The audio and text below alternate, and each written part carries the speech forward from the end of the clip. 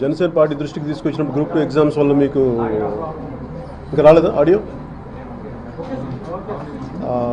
Group 2 exams కొంచెం issues ఉన్నాయి మీకు అని చెప్పగానే ఆంధ్రప్రదేశ్ రాష్ట్ర ప్రభుత్వం కూడా స్పందించడం సంతోషం. అలాగే మీకు ఇలాంటి సమస్యలు ఉన్నా కానీ జనసేన మీకు అండగా ఉంటుందని మనస్ఫూర్తిగా తెలియజేసుకుంటూ మీకు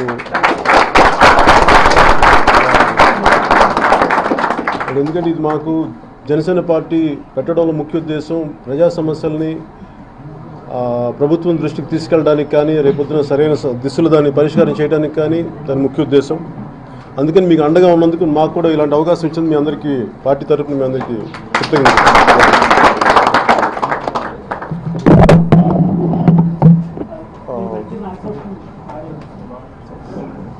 అలాగే లేకున్నారు ఆయన మళ్ళీ మాది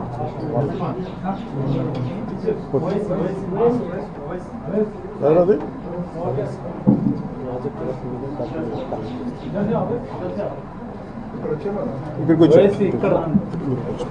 మీరు మాట్లాడుతూ ఇది కాకుండా అంటే ముఖ్యంగా నేను ఈ మధ్యన లాస్ట్ ఫ్యూ డేస్లో మీరా చెప్పండి. Final year students project work చేయాలి sir, mini and major project. మీరు ఒకసారి మీడియాకి ఎక్స్ప్లెయిన్ చేయండి. దీనికి ఇట్లా చెప్పండి నా చెప్పండి పెద్దగా చెప్పండి. Good afternoon. We are the BTech students from different engineering colleges.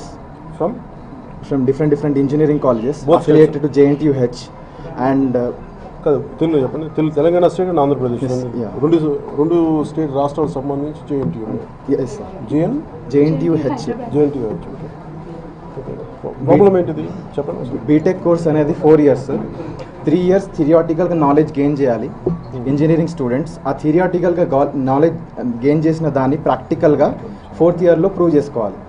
And the only way is to do mini and major projects. And according to the JNTUH rules book, a student is free to do the project work in the college or out of the college. But some of the engineering colleges are exploiting students. Rule book ప్రకారం according to guidelines వాళ్ళు బయట కూడా చేసుకోవచ్చు but money తీసుకోవాలనేది ఏం లేదు. Tuition fee is inclusive of everything అని JNTUH registrar sir చెప్పారు. బట్ ఆల్మోస్ట్ ఆఫ్ ప్రతి engineering college final year students తరఫున లైక్ 5,000, 6,000, 8,000. టాప్ మోస్ట్ కాలేజ్ తెలంగాణలో మాకున్న సస్టైనబుల్ సోర్సెస్ ప్రకారంగా మాత్రం సిద్ధార్థ ఇంజనీరింగ్ కాలేజ్ గట్కేస 13,000 తీసుకుంటారు. 3,000 ఫ్రమ్ మినీ ప్రాజెక్ట్, 10,000 మేజర్ ప్రాజెక్ట్కి. లైక్ ఏం ప్రాజెక్ట్స్ చేస్తారు దీంట్లో మీ సబ్జెక్ట్స్ని బట్టి?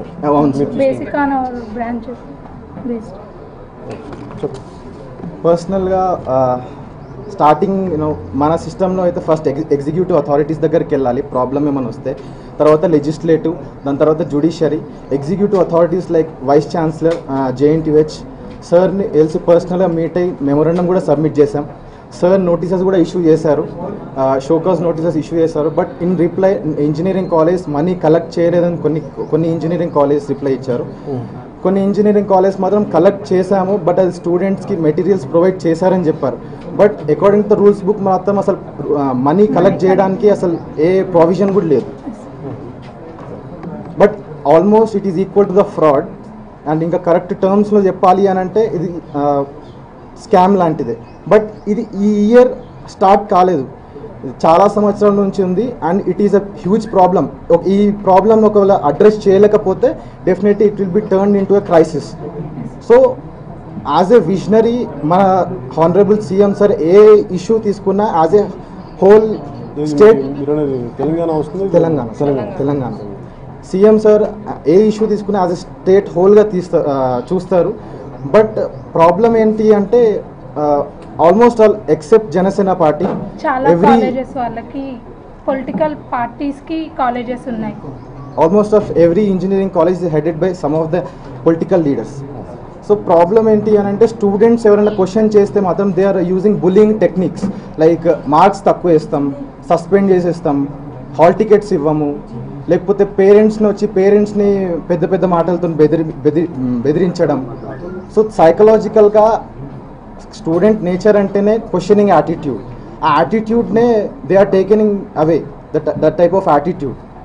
సో స్టూడెంట్స్ ఉన్నదే ప్రజెంట్ ఉన్నదానికి క్వశ్చనింగ్ నేచర్ చేసి వాళ్ళ తరఫున కాంట్రిబ్యూషన్ చేసి ఒక ఇంజనీరింగ్ అంటేనే నార్మల్గా you know all the engineers from the motivation of from the great engineers like APJ Abdul Kalam, Mokshagundam Vishwesvaraya, they would like to join engineering because to contribute from their part to see their nation as a superpower in this 27 upcoming decade.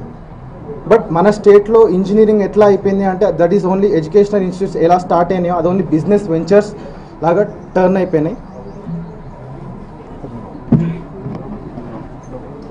ఇప్పుడు